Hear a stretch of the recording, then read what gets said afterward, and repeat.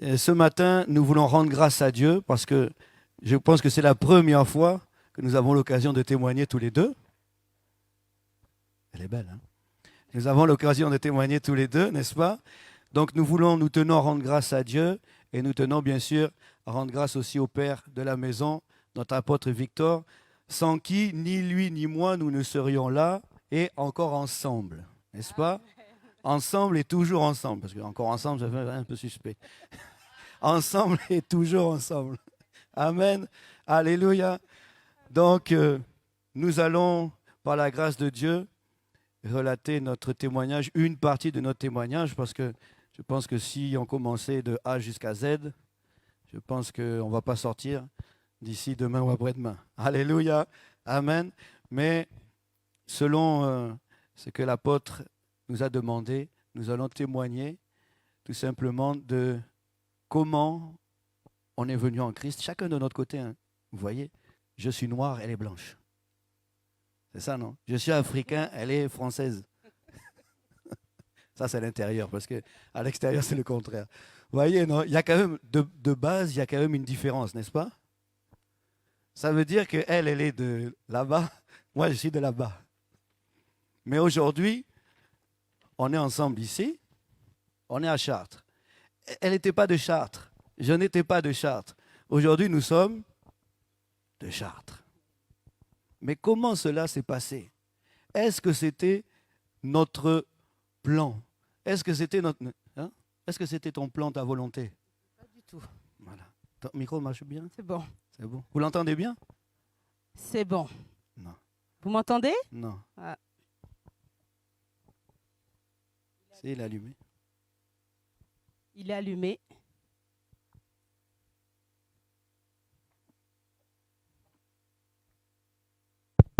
Ah, c'est bon. Vous nous entendez mieux? Voilà. Que le son soit et le son. Amen. Est-ce qu'on peut acclamer le Seigneur? Alléluia. Donc, on va prendre tout de suite un passage avant d'entrer dans le vif du sujet. Le passage de notre moi. Nous sommes dans le thème l'étincelle divine.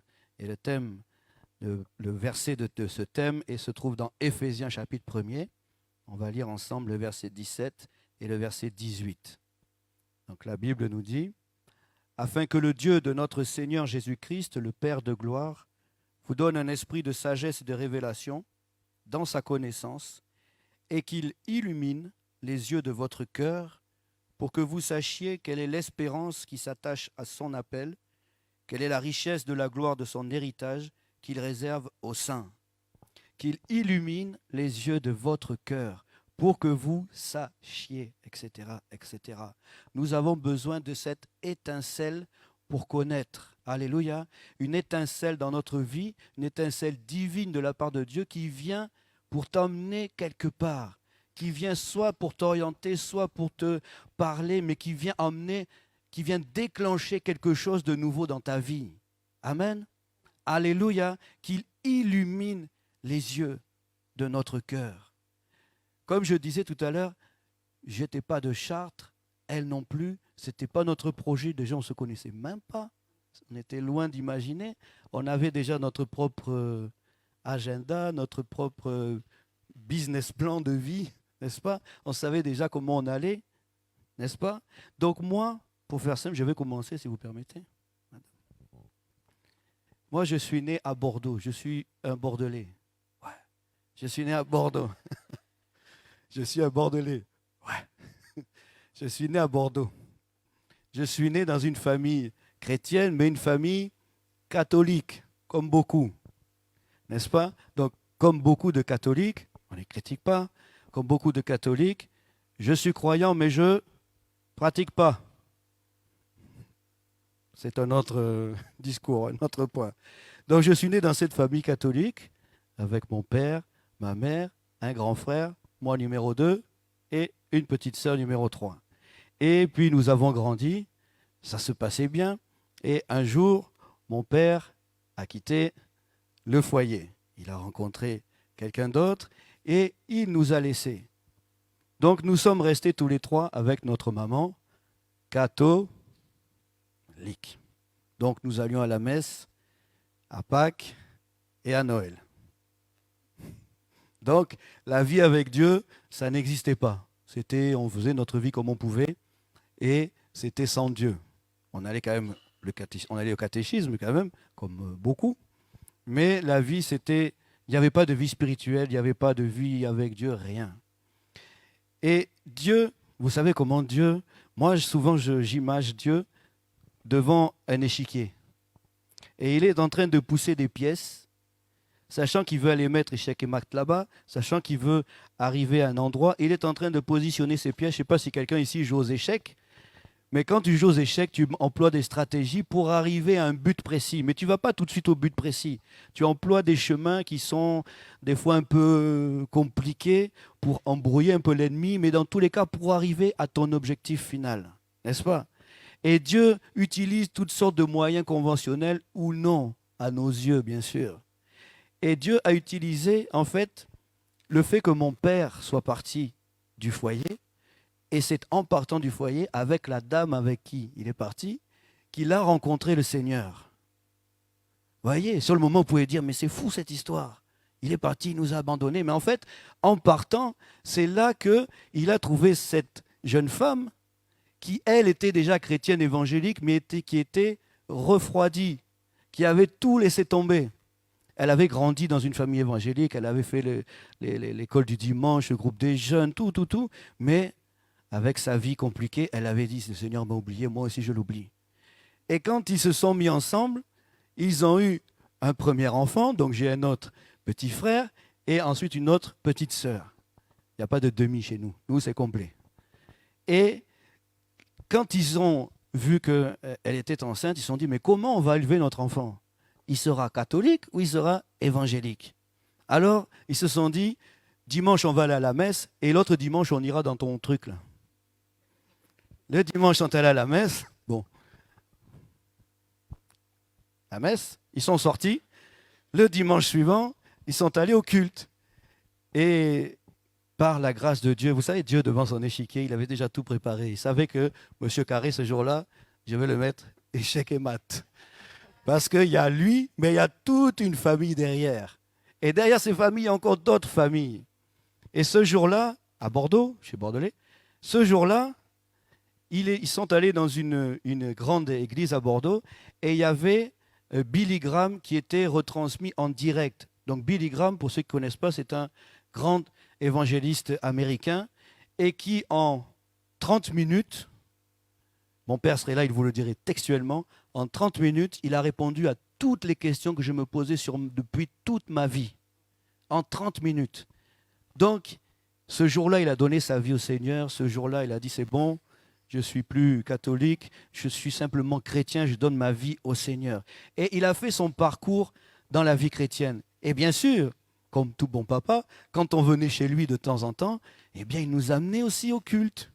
Alors nous, au début, on ne comprenait pas, mais qu'est-ce que c'est cette affaire? Imaginez, quand vous ne connaissez pas, quelqu'un vient et commence à parler en langue, tu dis, mais qu'est-ce que c'est ça? Qu'est-ce qui se passe? Et après, en comprenant, le Saint-Esprit passant par là, Jésus passant par là dans notre cœur, nous nous sommes aussi convertis tous les trois. Pas seulement un, mais tous les trois. Aujourd'hui, nous sommes tous en Christ, tous, sans exception. Amen. Nous sommes tous là. Et c'est ainsi que j'ai rencontré Christ, c'est ainsi que j'ai grandi en Christ, c'est ainsi qu'à 18 ans, j'ai dit à ma mère, maman, au revoir, je vais habiter chez papa parce qu'il faut que j'aille travailler pour le Seigneur. Je suis parti un peu brutalement, c'est vrai. Je lui ai demandé pardon des années après, quand j'ai compris, parce que j'ai fait les choses un peu maladroitement, mais le Seigneur répare toutes choses. Et quand je suis parti, j'ai commencé à servir pour le Seigneur avec mon père. Parce qu'entre-temps, j'essaie de pas trop... Tu m'as dit si... Hein, parce qu'il faut relater les choses sans entrer trop dans les détails pour ne pas perdre trop de temps, mais il faut que ça se suive chronologiquement pour que vous puissiez bien comprendre. Et quand donc j'étais chez mon père, j'ai eu, dès mon plus jeune âge, j'avais 12 ans, l'appel en fait au ministère. Donc, sachant cela, mon père, sachant cela, il s'est dit, mon petit, on va te former. Et lui aussi, dans l'église où il était, il a son appel de pasteur a été reconnu, il a été ordonné pasteur, et par la suite, il a créé son œuvre avec la vision que Dieu lui avait donnée. Donc j'ai commencé à servir avec lui, n'est-ce pas? J'étais dans la maison de mon père, je travaillais dans la maison de mon père, je vivais dans la maison de mon père. OK? Est-ce que ça ne vous fait pas écho à quelqu'un? J'étais là. À vous, madame. On fait une pause et on va voir comment la dame, de son côté, elle a évolué. Moi, je suis bordelais, hein, mais pas elle. Bonjour à tous. Heureuse de vous voir encore ce matin. Moi, je ne suis pas bordelaise. Pas du tout. Par alliance. Donc, moi, je suis congolaise et je viens de Kinshasa exactement. Et j'ai grandi de mon côté. Et j'ai vécu dans une famille heureuse, harmonieuse. Nous étions 5 enfants. Je suis la 2e de ma famille. Et nous cheminons avec nos parents tranquillement.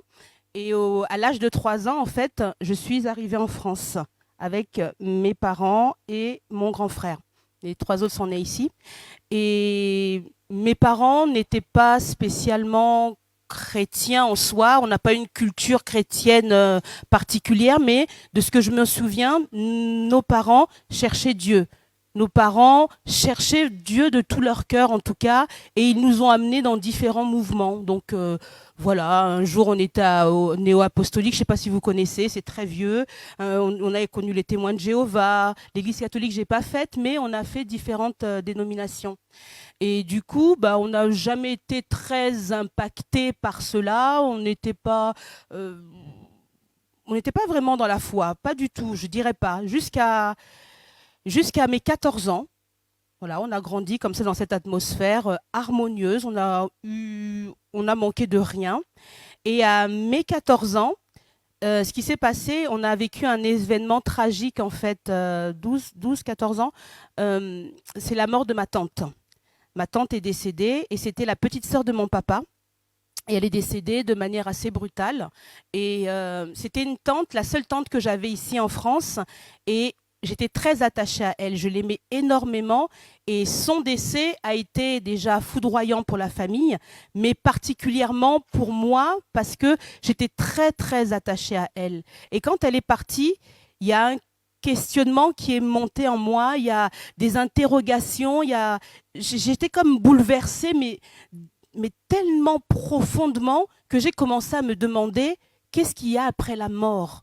Où est ma tante? Qu'est-ce qu'elle fait? Elle est où?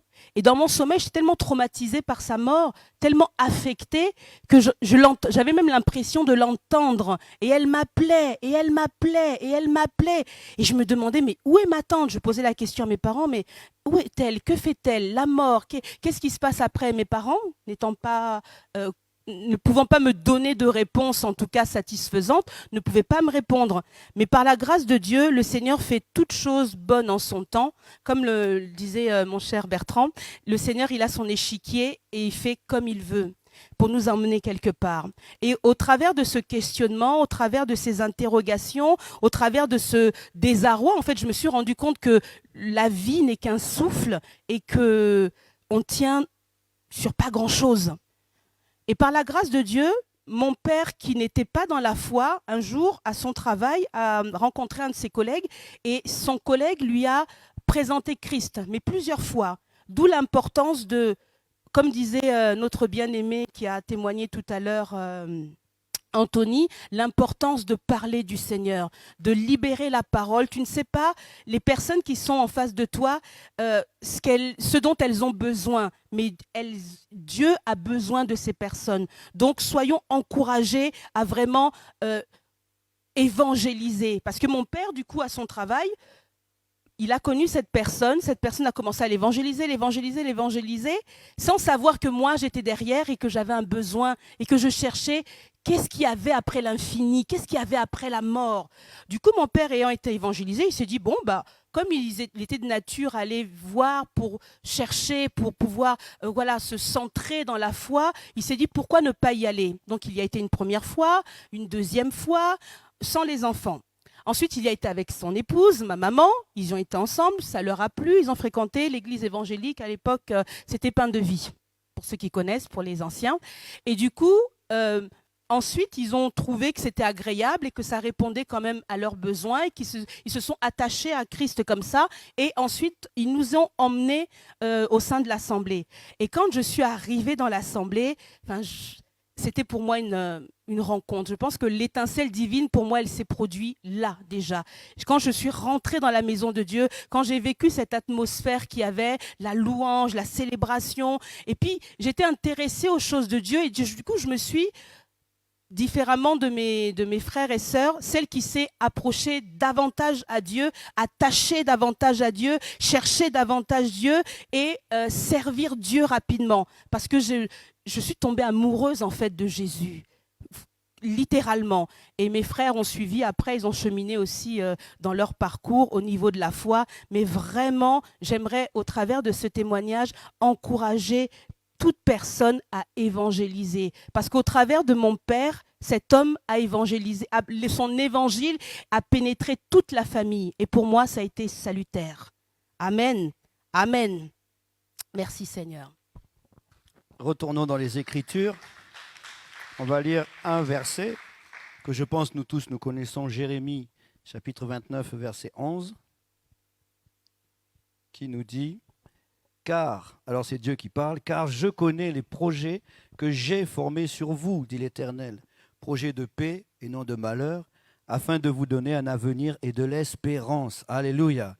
Dieu connaît les projets qu'il a formés sur chacun d'entre nous. Amen. Mais nous ne connaissons pas forcément les projets que lui, il a formés. Amen. Revenons de mon côté. Moi, j'étais déjà au service. Elle aussi, de son côté, était au service. Dans un endroit. Moi, j'étais au service dans un autre endroit. J'étais engagé. Je ne faisais que ça. N'est-ce pas? Rappelez-vous, je suis parti de chez ma mère. J'ai pris toutes mes affaires, je suis parti. Parce que le zèle me disait qu'il faut aller servir Dieu. Et quand je suis arrivé, j'ai commencé à servir Dieu. Mon père, à l'époque, il y avait 2 assemblées.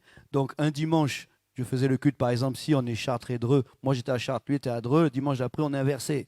Dans la semaine, on faisait des cellules de maison. On faisait des sorties d'évangélisation. Le samedi, on faisait le marché. On avait un stand sur le marché. On vendait des Bibles, des moyens pour évangéliser. On faisait tout ça. Donc, pour moi, j'étais là, j'étais à la bonne place. Amen. Qui aurait cru qu'il était à la bonne place? À ma place. La bonne place. Je te dis, c'est bon, tu sers Dieu, tu es là où Dieu veut. Mais... car je connais les projets que j'ai formés sur vous, dit l'Éternel. Alléluia. Ma vie paraissait toute tracée. Et quand on préparait notre témoignage, tout d'un coup, je me suis dit, mais attends, lisons quelque chose. Genèse 12, 1. Je me suis dit, mais un jour, Dieu s'adresse à Abraham, avant qu'il soit Abraham. Dieu est venu lui parler. Et il lui a dit, l'Éternel dit à Abraham, va-t'en de ton pays, de ta patrie, et de la maison de ton père, dans le pays que je te montrerai. J'ai dit, mais je suis Abraham. Je suis comme Abraham. J'étais dans la maison de mon père. Mais vraiment dans la maison de mon père. Je n'avais pas encore mon appartement. J'étais dans la maison de mon père. Je vivais dans la maison de mon père. Je mangeais dans la maison de mon père. On travaillait dans la maison ensemble, dans le bureau. On sortait, on faisait tout. J'étais chez mon père. Tout paraissait tracé. Je commençais à grandir. Donc quand vous grandissez, vous avez envie aussi de vous marier, n'est-ce pas? Donc comme Abraham, j'avais aussi Sarai. Pas Sarah. Sarai. N'est-ce pas? J'étais Abraham. Il y avait Sarai qui était là. Donc tout était tracé. J'avais tout. Sarai, les projets, le ministère, la voiture. J'avais tout. On me payait des carburants, on me donnait tout ce qu'il fallait pour aller à droite, à gauche. J'avais tout. J'étais bien, n'est-ce pas? Jérémie 29, 11. Car je connais les projets que j'ai formés sur vous. Et un jour, comme Abraham, moi qui pensais que tout était bien réglé d'avance, je pensais que je connaissais. Mais un jour, mon père, tous les ans, était invité à une convention sur la foi à Marseille. Il y avait plusieurs pasteurs du monde qui étaient invités, et lui était invité, c'était un des orateurs. Et là, il avait fait la connaissance d'un prophète canadien, monsieur Michel Chevalier, que vous connaissez puisqu'on l'a déjà reçu. Et ils se sont rencontrés à Marseille. Il se dit, ben viens chez nous, on va organiser un séminaire prophétique et ça va faire du bien à l'Assemblée. Donc, ceci est arrivé.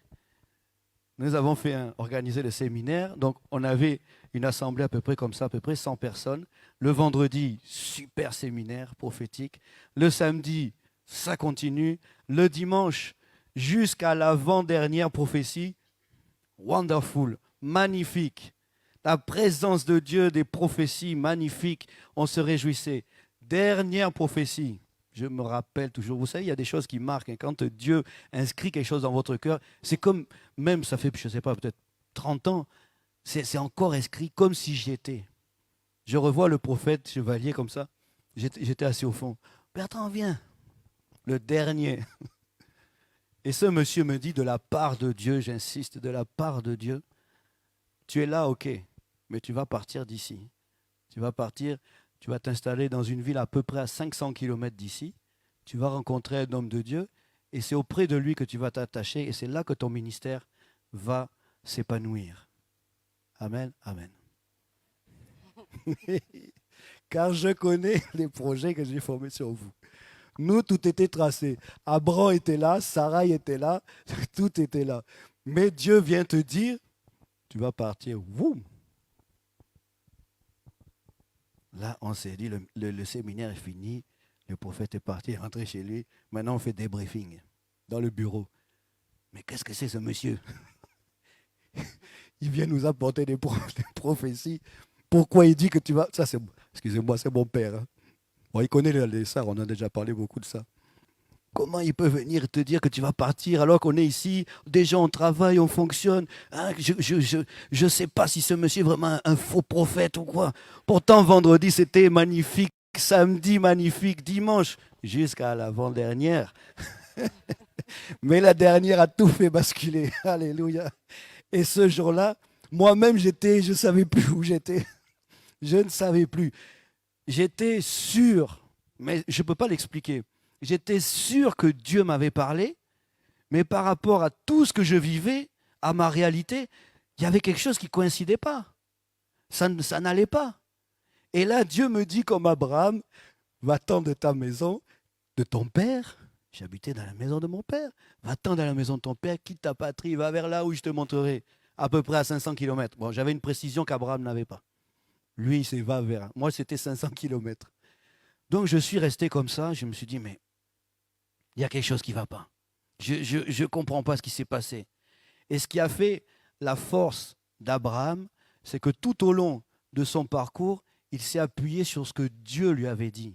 Il s'est appuyé sur cette étincelle que Dieu était venu allumer dans sa vie. Et moi, cette étincelle-là, elle est depuis toujours. Et c'est ce qui m'a fait tenir tout au long de ces années qui se sont écoulées. Alors, j'étais là, j'étais toujours avec mon père, mais vous savez, comme je dis tout à l'heure, Dieu utilise des moyens, toutes sortes de stratégies pour nous amener là où on veut. Parce que là, je suis toujours moi à Périgueux, elle est déjà ici dans les Yvelines, elle n'est pas encore à Chartres. Mais il fallait qu'on se rejoigne à Chartres. Donc Dieu m'a donné cette prophétie. Maintenant, regardez Dieu devant son échiquier. Pour nous amener à Christ, il a utilisé mon père. Maintenant, il a dit comment je vais emmener Bertrand jusqu'ici. Il a un grand frère qui est aussi dans la foi, qui est marié. Sa femme est professeure. Alors ben tiens, je vais faire une mutation. Premier poste attribué à Chartres. Alors, mon grand frère, ma belle-sœur sont venus s'installer à Chartres. Donc moi, je n'étais pas encore concerné, n'est-ce pas? Vous allez dire, mais c'est quoi le rapport entre eux? Ça vient. Sarai, rappelez-vous, il y avait Sarai. Hein? Sarai, pour faire ses études, elle faisait des études de langue assez poussées. Elle s'est inscrite ici à Saint-Quentin en Yvelines. Elle a été logée où, cette Sarai? Ben, chez mon grand frère, qui habitait à l'époque à Luisan. Donc moi, qu'est-ce qui était prévu dans mes projets? Pas dans les projets de Dieu, enfin, qui étaient quand même les projets de Dieu au final. C'est que je demande une mutation à mon travail pour venir aussi où? À Chartres. Voyez comment Dieu utilise quelquefois des moyens. Toi, tu penses que tu es là où il faut, mais Dieu est en train de faire les choses comme il faut, tout doucement, tout doucement. Et c'est comme ça que j'ai fini par arriver à Chartres. Et la fois où je faisais, donc avant de venir m'installer ici, les week-ends, je venais de temps en temps les week-ends. Il fallait qu'Abram voie Sarai aussi, vous comprenez. Moi, j'étais encore dans le pays de mon père, mais elle était déjà par ici. Donc, de temps en temps, je partais le samedi matin très tôt et je repartais le dimanche soir. Et comme mon frère chrétien engagé, quand il est arrivé ici, il s'est dit, bon, il faut qu'on trouve une église. Dieu nous a déplacés, il faut qu'on trouve une église. Et ils ont fait plusieurs églises. Et l'église où ils ont senti vraiment que c'était leur place, c'était quelle église? Arbre de vie, qui était à l'époque pain de vie. Rappelez-vous, pain de vie. Il y avait Sarah qui était à pain de vie. Sarah il m'a emmené jusqu'ici. Sarah, il m'a emmené devant Sarah. Compliqué cette affaire. Compliqué cette affaire. Et quand je venais les week-ends, je faisais mes allers-retours. Et un jour, je suis venu comme ça. Donc, je partais tôt, je ne sais plus à quelle heure, mais je sais que j'arrivais à Chartres, il était 8h30, 9h. Et quand j'arrivais donc chez mon frère, pour voir mon frère, mais surtout pour voir Sarai, j'arrivais avec les croissants. Et un jour, j'arrive, je me revois encore, c'était avenue Montlory à Luisan, ils habitaient à l'époque. Je me gare, je vois mon tableau de bord, j'avais une Peugeot 106 verte. Et le tableau de bord, j'ai dit, tiens, combien j'ai fait de kilomètres? Et là, je regarde, c'était marqué 480 km. Et tout de suite, l'étincelle, poum, s'est rallumée. J'ai entendu à nouveau la prophétie. Pourtant, ça faisait quelques années, au moins, je pense, au moins 3 ans, facilement 3 ans, que j'avais entendu cette prophétie. Je n'y pensais même plus. Rien, j'avais mis ça de côté. Et là, j'entends, tu vas t'installer à peu près à 500 km d'ici. J'ai dit, ah bon? Qu'est-ce qui se passe ici aujourd'hui, là? Qu'est-ce qui se passe? Donc, cette étincelle est venue encore rallumer quelque chose, même si je ne comprenais pas encore. Et en voyant mon frère, bien entendu, qu'est-ce qu'on fait le dimanche? On vient à l'église. Et on vient à l'église. Et qui est-ce que je rencontre à l'église? Non, pas Sarah, attendez.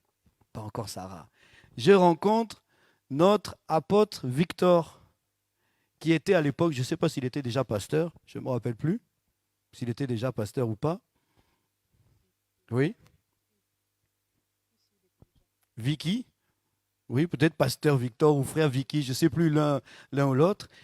Et je peux dire, je ne sais pas s'il suit, s'il écoutera, je ne sais pas, mais que ça a été une réelle connexion divine. Ce n'est pas une rencontre, c'est une réelle connexion divine. Et quand il m'a vu la première fois, il a dit à mon frère, appelle un peu ton frère, il faut que je le voie. Et on s'était vu chez mon frère à Luisan. Et là, lui-même, sans connaître quoi que ce soit, m'a redonné encore cette parole de dire, tu es un serviteur de Dieu, tu dois t'engager. Parce que moi, avec les années, avec le bouleversement de cette parole, j'avais un peu été déstabilisé. Et je dois dire que mon service n'était plus mon service. Donc j'avais un peu, pas complètement décroché, mais j'étais plané. Bon, si vous voulez, je planais. Si vous... ouais, j'étais un peu entre deux. Et du coup, il est venu en fait rebooster quelque chose en moi. Le même week-end, j'entends cette prophétie, mon compteur kilométrique, la prophétie qui revient. Je vois ce monsieur qui me rappelle cette chose-là.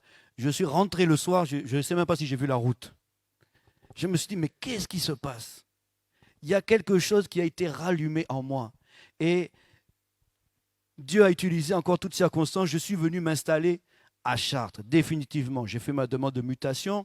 J'ai été muté à mon travail à Chartres, dans le but toujours de m'installer avec Sarai. Sarah n'était pas encore là. Sarah, on se voyait à l'église. Bonjour ma soeur. Alléluia. Toi, tu disais quoi? Amen, mon frère. Ouais, elle a rajouté Amen. Elle n'a même pas dit bonjour, elle a dit Amen. Donc, on se voyait comme ci, comme ça, mais rien, comme si tu vois un frère, une soeur à l'église. Parce que moi, j'avais déjà mes projets. Sarai. Oui, tu voulais parler? Je peux intervenir. Vas-y, vas-y. Voilà. Et comme étant arrivée à Chartres, moi j'étais quelques années avant, comme je vous l'ai dit, j'étais à Pain-de-Vie dans les Yvelines, à Saint-Cyr.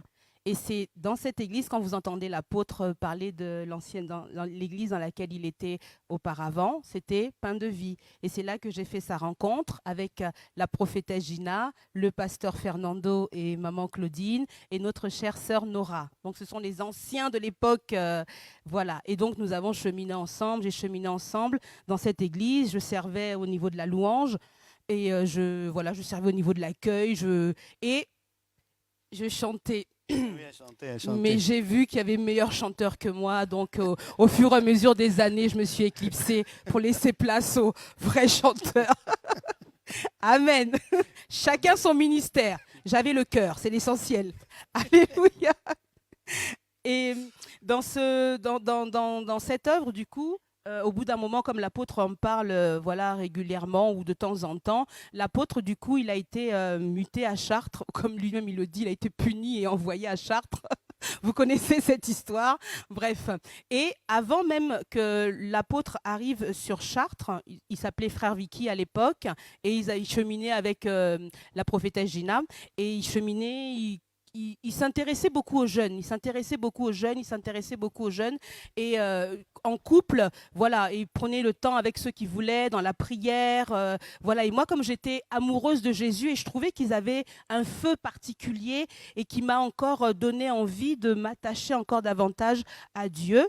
Et pendant que j'avançais et que j'évoluais dans ce ministère Pain de Vie et à côté de notre frère Vicky à l'époque et de son épouse, notre maman Gina, le Saint-Esprit, un jour, je pense que c'était dans une vision, j'étais chez moi dans la nuit et le Saint-Esprit me dit « Attache-toi à cet homme ». Alors, je ne savais pas trop ce que c'était le Saint-Esprit, je ne savais pas trop ce que c'était. C'est une église dans une église dans laquelle on ne vivait pas la liberté de l'esprit comme aujourd'hui, mais j'ai entendu une parole qui me disait « Attache-toi à cet homme ». Je me suis dit « Ah bon, attache-toi à cet homme ». Je pense que j'en ai parlé à mes parents et ça a été pour moi quelque chose c'était une conviction pour moi de m'attacher non seulement à cet homme, mais à ce couple. Et du coup, c'est comme ça, en fait, quand ils ont été mutés, je vais passer les détails, quand ils ont été mutés sur Chartres, naturellement, le frère Vicky m'a demandé, avec la prophétesse Gina, demandé à mes parents d'abord si je pouvais venir sur Chartres pour servir avec eux, parce qu'il avait déjà vu en moi qu'il y avait une tendance prophétique, une tendance, donc il s'est dit, là où j'étais, j'allais pas évoluer comme il fallait, selon ce que j'avais reçu, que je devais m'attacher à eux, donc je suis...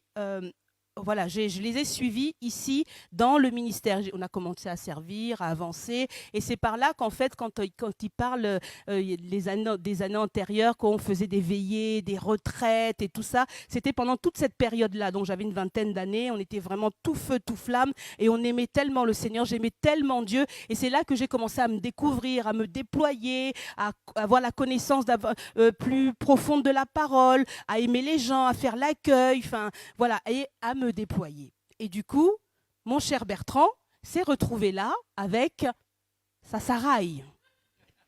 Alléluia. Moi, de mon côté, j'avais comment on dit, pas des prétendants, des prétendants.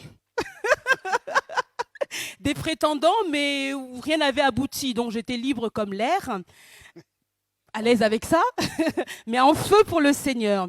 Et quand Sarai est arrivée, moi, aimant les gens et aimant les nouveaux, je me suis attachée rapidement à elle parce que je connaissais son frère, je connaissais sa belle-sœur. Je ne le connaissais pas lui, je ne le voyais pas.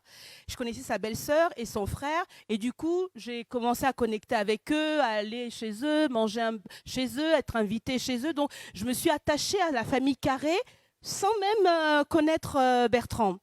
Et dans la famille Carré, comme Sarai était présente, elle était là pour ses études. Moi, avec mon cœur dans ma jeunesse, Vous avez vu comme elle a dit Sarai. Elle n'a pas dit Sarai, elle a dit Sarai. Sarai. J'ai aimé Sarai. Comme je suis aujourd'hui, j'aime m'occuper des nouveaux. J'aime m'occuper de nouveau. Quelqu'un qui vient dans l'assemblée, j'ai l'œil, je prends le temps, je vais vers la personne. Et on a commencé comment dire, à s'échanger les numéros de téléphone. Donc, on avait à peu près le même âge, donc je l'encourageais à venir, je l'encourageais dans ses études, je l'encourageais. Donc, on a commencé à s'apprécier, elle et moi, sans connaître Bertrand qui venait de temps en temps, mais voilà, sur un week-end. Et donc, voilà, donc je me suis liée d'amitié à Sarai. Alléluia, Aïe, aïe, avec aïe. joie. Amen. Amen. Et alors après, c'est là que je suis venu. C'est là que je suis venu m'installer, n'est-ce pas? Donc, on avance dans la prophétie que j'avais reçue il y a quelques années auparavant. Tu vas partir t'installer à peu près 500 km. Donc ça, c'était déjà validé. Tu vas rencontrer un homme de Dieu. Ça, c'était validé. Tu vas t'attacher à lui. Ça, c'était pas validé. Là, j'étais encore sympathisant. C'était pas encore validé, n'est-ce pas? Et quand, au fur et à mesure du temps, je suis venu, donc je me suis installé. Et moi, j'étais toujours dans la poursuite de mon projet. Donc, j'allais me marier, vous voyez, comme notre cher Pascal et Christine vont se marier. Donc, ils organisent toutes les choses. La date est faite, les invitations, les réservations, tout est déjà prêt, n'est-ce pas? Ou quasiment. Tout est déjà OK. Eh bien, nous allions aussi nous marier. Moi, j'étais déjà transformé en Abraham. Mais là, j'avais un problème parce que j'étais avec Sarai. Abraham a vécu avec Sarai. Mais Abraham n'a pas vécu avec Sarai. Il a vécu avec Sarah. Mais moi, Abraham, j'étais toujours avec Sarai. Donc, on continuait selon notre projet de se marier. Nous avions arrêté la date du mariage. Les invitations étaient envoyées. Les restaurants étaient réservés. Des arrêtés payés. La robe de mariée était achetée. Le costume de mariée était acheté. Les chaussures, les chaussettes. Tout était prêt. Tout était calé. Rappelez-vous, Dieu, il organise son échiquier. À même pas 3 semaines du mariage, Sarai a disparu. Sarai a disparu. Elle sourit. Hein. Sarai a disparu. Aujourd'hui, des années après, bien sûr, je comprends que c'est Dieu lui-même qui a arraché Sarai. Parce que Sarai ne pouvait pas marcher avec Abraham. Abraham ne pouvait pas marcher avec Sarai. Il fallait que ce soit Sarah. Amen. Il fallait que ce soit Sarah. Aujourd'hui, même on en discutait hier, on rigolait tous les deux. Aujourd'hui, elle m'a posé la question, elle me dit, mais elle n'entend pas, hein, je vous dis. Elle m'a dit, est-ce que tu crois que c'était encore avec Sarah, tu aurais pu servir Dieu comme tu sers aujourd'hui? Elle n'a pas entendu. Hein. J'ai dit, écoute, j'ai dit, ça c'est sûr que non, ça c'est sûr et certain.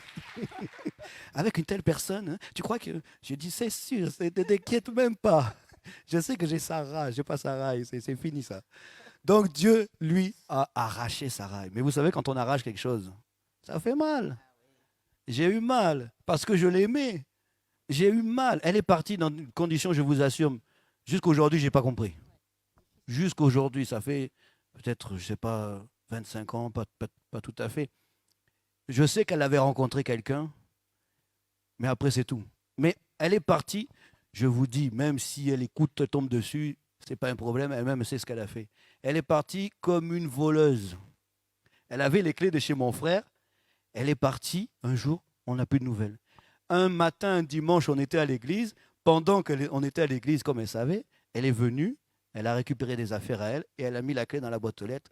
Plus jamais vue depuis ce jour-là, plus jamais vue. Ni vue, ni connue. Et oui, ça faisait 5 ans qu'on était fiancés. Vous allez dire c'est long, hein, avec tous ces changements, les mutations et déménagements. 5 ans. Et je précise, 5 ans, je l'ai respecté pendant 5 ans. Si vous comprenez ce que je dis. Je ne l'ai pas connu bibliquement pendant rien. 5 ans. Les jeunes, les moins jeunes, hein, c'est possible. Avec l'aide de Dieu, c'est possible. 5 ans. Et elle m'a remercié comme ça. J'ai dit, c'est pas grave. Sur le moment, je disais pas, c'est pas grave. Hein. Aujourd'hui, je dis, waouh, c'était le plan de Dieu. Mais sur le moment, ça raille, aïe. Hein? C'était violent, oui, c'était violent. Ça raille, ça fait mal quand tu arraches. N'est-ce pas? Ça fait mal. Et là, j'étais vraiment dans tous mes états. Donc, j'ai dit, c'est fini. Je m'en vais d'ici. Je disais à mon grand frère, je pars. J'étais revenu habiter même chez mon grand frère. Je pars d'ici, c'est fini, je quitte Chartres, je rentre à Bordeaux. Ne me parlez plus de vos histoires d'église. Et je dis, n'appelle même pas l'apôtre Victoire, hein. Ne lui en parle même pas, c'est pas la peine. J'étais fâché, j'étais perturbé. Je pars au travail un lundi matin. Comme il voyait que ça allait pas, j'étais vraiment pas bien. Il me dit, mais va pas au travail, reste à la maison, je vais rester avec toi, tout ça. Comme un bon grand frère. Mon grand frère est très gentil, n'est-ce pas? J'aime beaucoup mon frère. Les autres aussi d'ailleurs.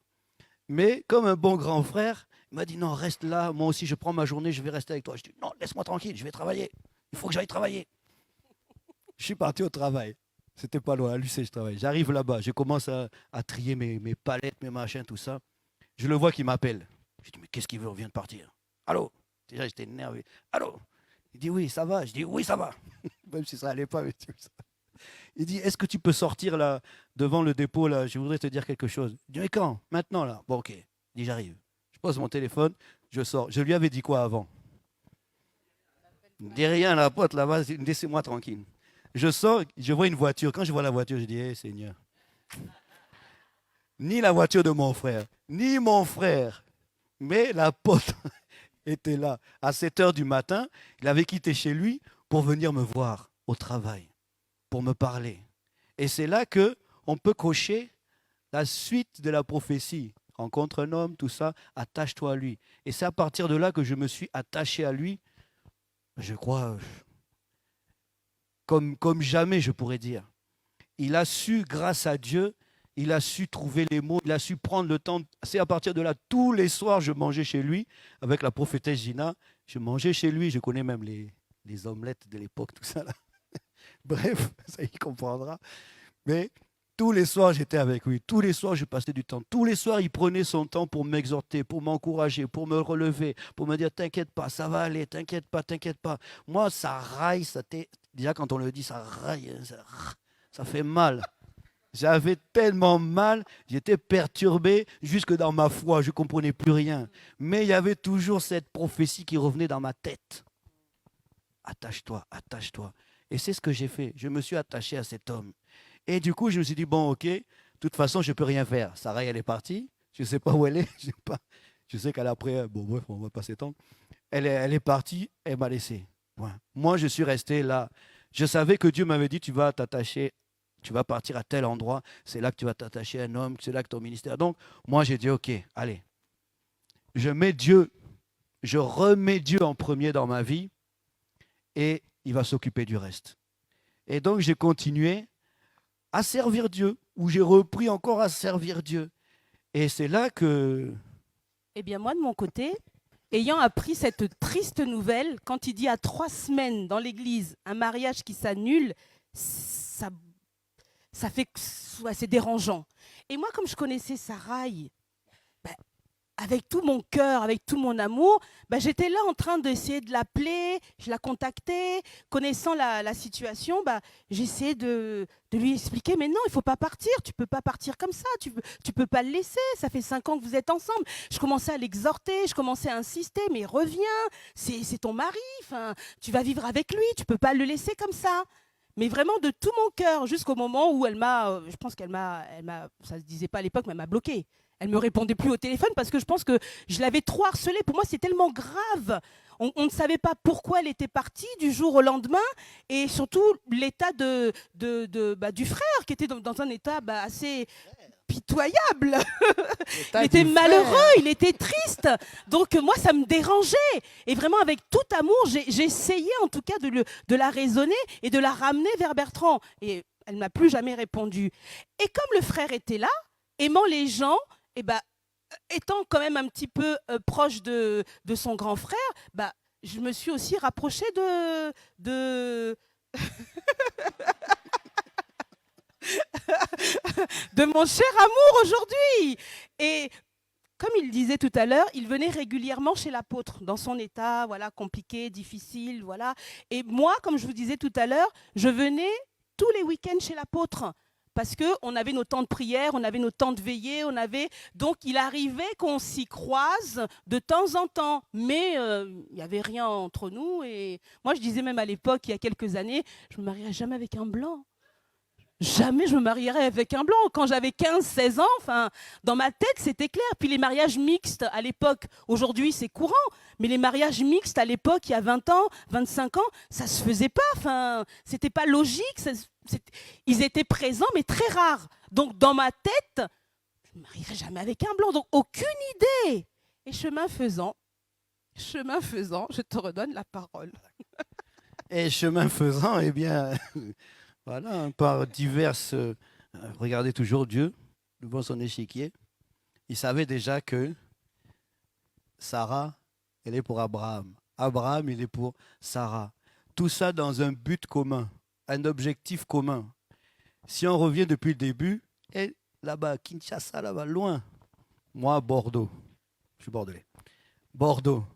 Il a usé de toutes sortes de chemins, de stratèges pour nous ramener, un, auprès de l'apôtre, du même serviteur, et deux, à Chartres, et trois, ensemble. Et comme Abraham et Sarah ont eu Isaac, nous aussi, on a eu Isaakine, Isaakette. Isaakette. Il y a eu Isaac premier et Isaac second. Vous voyez?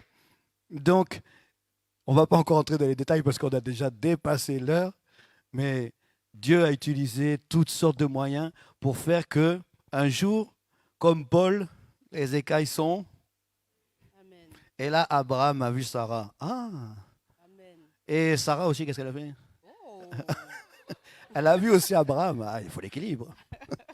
Et puis, nous nous sommes mariés. Et puis, l'année prochaine, ça fera 20 ans que nous sommes mariés. Donc, 20 ans. Amen. Amen. Vous parlez? Amen, oui, ça va faire 20 ans. Et le but de ce témoignage, la pensée en tout cas, c'est surtout de chercher Dieu de tout son cœur. Parce que lui et moi aimions Dieu de notre côté. Et le Seigneur, quand on le cherche, il nous donne en fait le meilleur.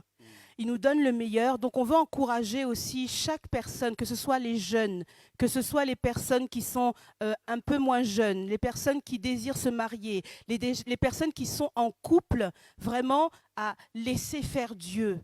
C'est lui qui choisit, c'est lui qui sait, c'est lui qui connaît la bonne voie et la bonne personne. Et en s'attachant ainsi au Seigneur, en suivant le chemin que le Seigneur nous a donné, en nous connectant à ce ministère, en nous connectant à ce serviteur, en nous connectant au Saint-Esprit, nous voyons aussi combien l'un et l'autre, nous avons réussi ensemble à nous déployer et à servir Dieu ensemble. Amen. Comme il disait tout à l'heure, c'était peut-être pas facile parce que quand il est arrivé dans le mariage, il avait besoin que sa guérison soit complète au niveau de son cœur. Donc quand il est arrivé dans le mariage, son état n'était pas le plus agréable, si on peut dire.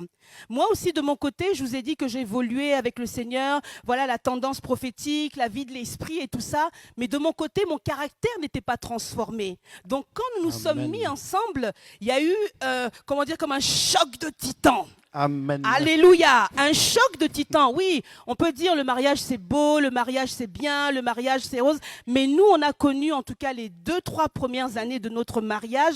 Si la parole de Dieu n'était pas, si le Seigneur ne nous l'avait pas dit de rester dans ce ministère, de nous attacher l'un à l'autre, à ce serviteur de Dieu-là, au travers de ce que nous avons rencontré, ça fera peut-être l'objet d'un autre témoignage un autre jour, mais les 3 années que nous avons passées ensemble, les débuts de notre mariage ont été très difficiles, très durs. Lui, le temps de trouver sa guérison, moi, un caractère pas soigné, pas aménagé, pas conduit par le Saint-Esprit. Donc imaginez un peu le dégât dans la maison. On venait à l'église, on aimait Dieu, mais à la maison, c'était Sarajevo, c'était Tchernobyl. Soyons sincères. Alléluia. Sarajevo. J'ai un tempérament très très fort. J'avais. Amen. J'avais un tempérament très fort. Et la soumission, pour moi, c'était compliqué. Je ne comprenais pas cette histoire de soumission. Et j'ai rencontré quelqu'un qui n'était pas guéri. Donc, c'était très compliqué entre nous. Mais pourtant, le Seigneur nous a placés ensemble pour servir Dieu ensemble. On a dû se soumettre, apprendre à se soumettre à la parole de Dieu, se soumettre au Saint-Esprit. La Bible dit que le fer aiguise le fer. On sait aiguiser correctement, je vous assure. Si la chair avait pris le dessus, on ne serait plus ensemble. Mais nous rendons grâce à Dieu. Au bout de 19 ans aujourd'hui, nous bénissons le Seigneur qui nous a connectés ensemble. Quand nous avons passé cette étape avec nos mentors qui nous ont encadrés, bien sûr l'apôtre et maman Gina étaient très présents sur cette période-là. Donc considérez les personnes qui font du suivi auprès de vous, qui sont présents auprès de vous parce qu'ils sont là pour vous amener quelque part et que vous ne déviez pas de votre chemin. Amen, pour que vous restiez dans votre, votre couloir.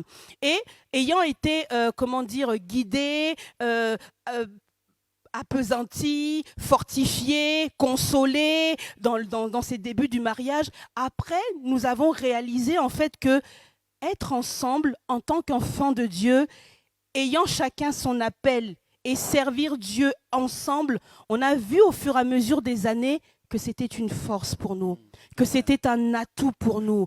Parce que peut-être aujourd'hui nous sommes arrivés, on n'est pas encore arrivé là où on pense que le Seigneur veut nous emmener, mais déjà nous voyons le fruit, le début des fruits de notre ministère. Mais pour cela, on est ensemble, on se tient la main, on apprend à se pardonner, on apprend à s'équiper, à s'encourager. Quand l'un est en haut, il ne laisse pas l'autre en bas, il le relève. Quand l'être est en bas, il ne reste pas dans son coin, mais il vient vers l'autre pour pouvoir avoir du soutien. Et ensemble, nous cheminons. Et je crois aujourd'hui, avec la puissance du mot des divorces, après chacun passe son chemin, c'est sûr, avec le veuvage, avec les séparations, mais le Seigneur veut qu'on puisse servir Dieu en tant qu'individu selon sa condition, mais si on peut servir Dieu en couple, il faut le faire. Parce qu'à deux, on est plus fort. À deux, on va plus loin. À deux, on touche plus de personnes. À deux, on gagne plus d'âmes. À deux, on glorifie davantage le nom de Jésus. Donc, au travers de ce témoignage, on a voulu vraiment, en tout cas, vous encourager. Vous, jeunes gens, n'ayez pas des regards inquiets. Le Seigneur connaît la bonne personne pour vous. Le Seigneur sait qui il a placé pour vous. Si tu désires te marier, crie simplement à Dieu. Il te fera voir ton Abraham. Pour ceux qui désirent se marier, les jeunes, pour ceux qui veulent refaire leur vie, comme on a vu nos bien-aimés qu'on a présentés, on bénit encore le Seigneur. Avec le Seigneur, tout est possible. Alléluia. C'est le Dieu de la deuxième chance. Et nous rendons grâce à Dieu. Donc ceux qui sont dans cette saison, peut-être vous avez été séparés, peut-être la vie vous a séparé de votre conjoint d'une manière ou d'une autre. Mais si vous désirez servir Dieu aussi en couple, c'est encore possible. Et encore, la dernière chose qu'on voulait encore faire comprendre aux personnes, à chacun de nous, c'est que vraiment, servir Dieu, ça demande de l'endurance. Comme disait la prophétesse Gina quand elle a fait son passage parmi nous, elle disait qu'on a tout donné pour Dieu. On a tout laissé, on a tout sacrifié, on s'est offert pleinement d'abord à Dieu. Et aujourd'hui, on n'est pas encore arrivé, mais on souhaite en tout cas que le Seigneur nous augmente encore. Et la dernière pensée, c'était pour les couples.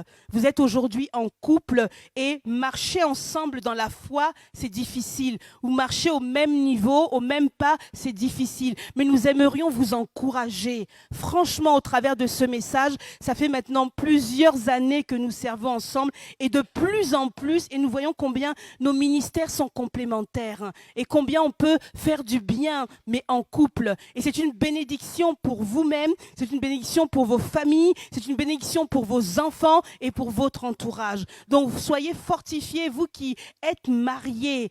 Sachez que le Seigneur a des plans de bonheur et de paix. Le Seigneur a une vision pour votre couple. Le Seigneur a un projet de bonheur et il faut vraiment qu'on reste dedans et focaliser dedans. C'est là que le Seigneur amène sa bénédiction, sa provision, sa grâce et sa faveur. Amen. Amen. Amen.